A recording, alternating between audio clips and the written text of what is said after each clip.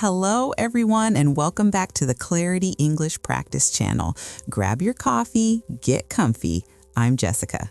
And I'm David. It is so great to be here with you all today. Seriously, the vibe in the comments lately has been amazing.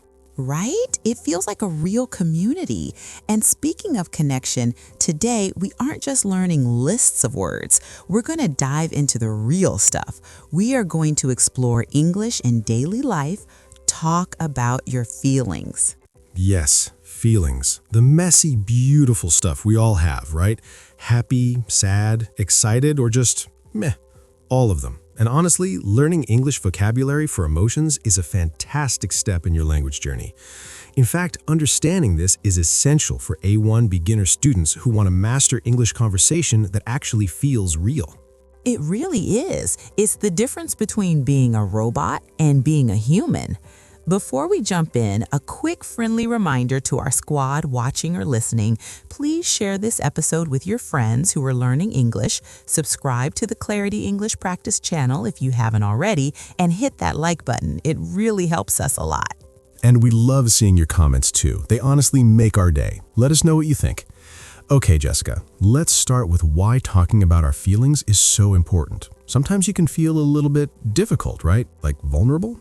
Yes, it can. It's scary, but it's so good for us, David. When we talk about how we feel, it helps our mental health. It's like letting out a little bit of what's inside so you don't explode.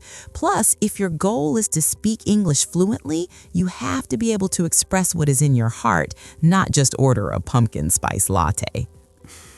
Exactly. It's not good to keep everything inside. That's how you get burnout. And when we express emotions in English, it helps us with English communication skills. People understand us better. That's true. If I'm feeling happy and I tell you, Jessica, I'm so happy today, you understand my energy better. And it helps our relationships too, with friends, with family, or even a date. Oh, totally. If I'm feeling a bit sad and I tell my friend I'm feeling sad today, my friend can say, "Oh, I'm sorry to hear that. Can I help?" It builds a stronger connection. It's like building a little bridge between people. That's a great way to put it, David. A bridge. So talking about feelings is good for our mind, good for understanding each other, and good for our friendships. Wow. Yes, wow.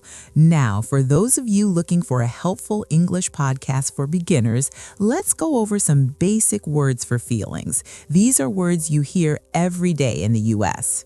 Absolutely. Let's start with some easy ones.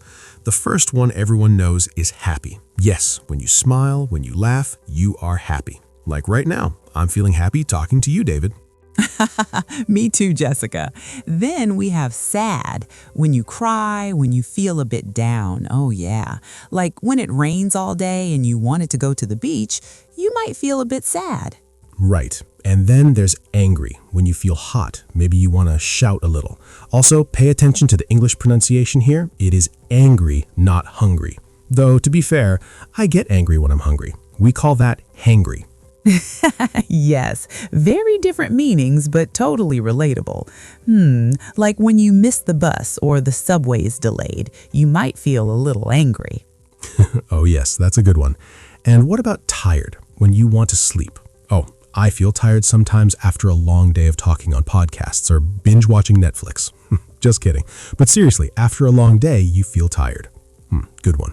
And excited when something good is going to happen, like before a vacation or concert. You feel so excited. Yay! Exactly.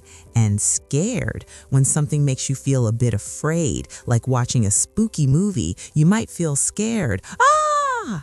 This is similar to when you learn English through stories that are mysterious. You get that feeling of suspense. Or when you hear a strange noise at night and think it's a ghost. And finally, for our basic list, nervous. When you have a big test or you have to speak in front of people. I remember feeling nervous before my first podcast. My hands were shaking. But now I feel happy. See, practice makes perfect when you learn to speak English.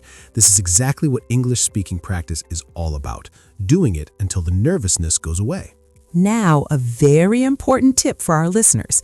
The difference between I feel and I am is a useful English grammar tip.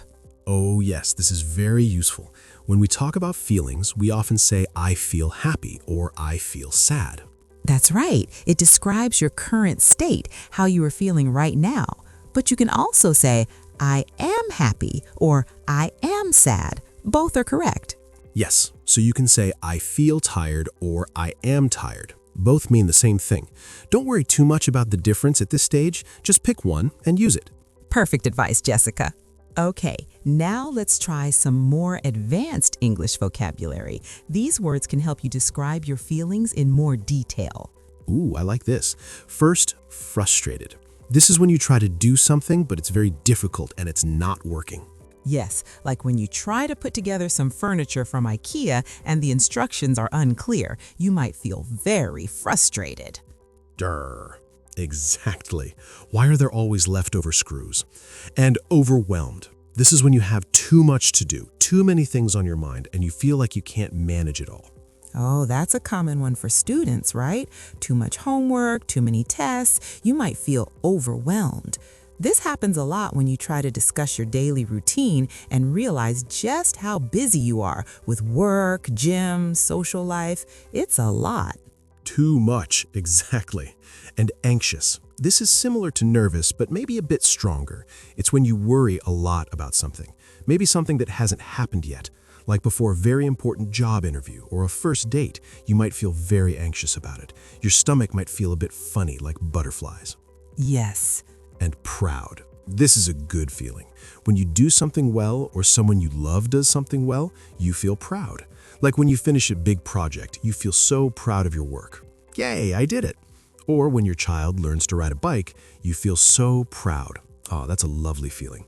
And lonely. This is when you feel alone. Even if there are people around, you just wish you had someone to talk to.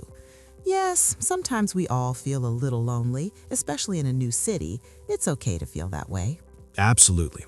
Then we have confident. This is when you believe in yourself and your abilities. You feel strong and ready. Like when you know the answer in class and you feel confident to raise your hand. Yes, main character energy. And finally, for this section, disappointed. This is when something you hoped for doesn't happen and you feel a bit sad because of it. Oh, like when your favorite team loses the Super Bowl, you feel very disappointed. Yes, that's a good example. Now, let's talk about how to describe how strong a feeling is. We can say a bit sad or completely devastated. This is super useful. A bit sad means a little sad, like if your ice cream falls on the ground. Oh no, so sad. But completely devastated means very, very sad, like if you lose something very important to you. Exactly. Or a little bit nervous versus extremely anxious. Extremely means very, very. So you can add words like a bit, a little, very, really, completely, or extremely to show how strong your feeling is. It adds more color to your sentences. Fantastic. Now let's have some fun with common English idioms. These are phrases where the meaning isn't always clear from the individual words, but they are very common. I love idioms. They make your English conversation sound so natural. The first one is, I'm on cloud nine. Cloud nine. This means you're extremely happy, like you are floating in the sky. My vacation starts tomorrow. I'm on cloud nine. That's a great feeling. Then, I'm feeling under the weather. This one means you're feeling a bit sick, not completely well, like you have a cold. I can't come to the party tonight. I'm feeling under the weather. Yes, it's a nice way to say you're not feeling well without being too specific. Next, he's walking on eggshells. Oh, this one is interesting. If someone is walking on eggshells, it means they are being very careful not to upset someone because that person is easily angered or sensitive. Like you have to be very careful with what you say. Yes, like fragile eggs. You don't want to break them. And finally, it broke my heart. This means something made you very, very sad or deeply disappointed. Like when my dog ran away, it broke my heart. Oh, that's so sad, Jessica. These idioms are really fun, but they take a little practice to remember. They do, but hearing them and using them will make them stick. So we've talked about how to say how we feel. Now, how do we ask others how they are feeling, right? Yes, it shows you care and improves your social skills in English. A simple one is, "How are you?" But sometimes people just say, "I'm fine." If you want to know more, you can ask, "How are you really feeling?" That's a good one. It shows you are truly interested. Or if someone looks a little sad, you can ask, "Do you want to talk about it?" Perfect. It gives them a chance to share, but they don't have to if they don't want to. It's an open door. And another one, if someone seems deep in thought or worried, you can say, "Is something on your mind?" Ooh, I like that one, David. Is something on your mind? It means, are you thinking about something difficult or are you worried? These are very gentle ways to ask. These questions are so helpful for connecting with people. And honestly, listening to their answer is the best English listening practice you can get. And after someone shares their feelings, how do we respond? We want to be kind and understanding. We call this empathy. Yes, empathy means understanding and sharing the feelings of another person. So if someone tells you they are sad, you can say, "That must be really hard." That must be really hard. It shows you understand that their situation is difficult. Or, I understand how you feel. Yes, it means you can relate even if you haven't been in the exact same situation. Another good one is, "I'm here for you." I'm here for you. This is so powerful. It means I will support you. You are not alone. And a simple but very important one, thanks for sharing that with me. Yes, when someone shares their feelings, it's a big step. So saying, "Thanks for sharing that with me," shows appreciation and trust. It encourages them to share again in the future. These phrases really help build strong relationships. Okay, Jessica, let's imagine some real-life situations and how we can use our new feelings vocabulary. Great idea. This is perfect for A1 English practice. Let's say you had a really bad day at work. The printer broke, your boss was grumpy. How would you describe your feelings? After a bad day at work, I might say, I'm feeling tired and a bit frustrated today. The computer was slow and I had too many meetings. Good one. Or, "I'm feeling a bit overwhelmed after all that work today." Perfect. Now, what about expressing excitement before a trip or a big event? Oh, that's easy. "I'm so excited for my vacation next week. I can't wait." Or, "I'm on cloud 9 about the concert tomorrow." Love it. And what if you want to express sadness after a breakup or a disappointment? This can be difficult, but it's important to talk about. Yes, it is. You might say, "I'm very sad about the breakup. It broke my heart." Or, "I'm really disappointed that the project didn't work out." These examples show how we can use different words to match the situation. It makes your English sound much more natural. Exactly. Practice these in your head or even out loud. Now let's talk about feelings at work, which is a key part of professional English. Sometimes it's hard to talk about stress in a professional way. It is, but it's also important for our well-being. If you're feeling too much pressure, you can say, I'm feeling a bit burned out. Burned out means you are extremely tired and stressed from too much work. Like a candle that is burned completely down. Yes, and if you need a break, you can say, "I need a mental break." A mental break means you need a short time away from work or thinking just to relax your mind. It's very common to feel this way sometimes. These phrases are good for talking to a manager or a colleague if you need to. They are polite and professional. Very useful, Jessica. Jessica, let's talk a little bit about how different cultures express emotions. It's really interesting. Oh, yes. In some cultures, people might not talk about their feelings as much. They might keep them more to themselves. That's right.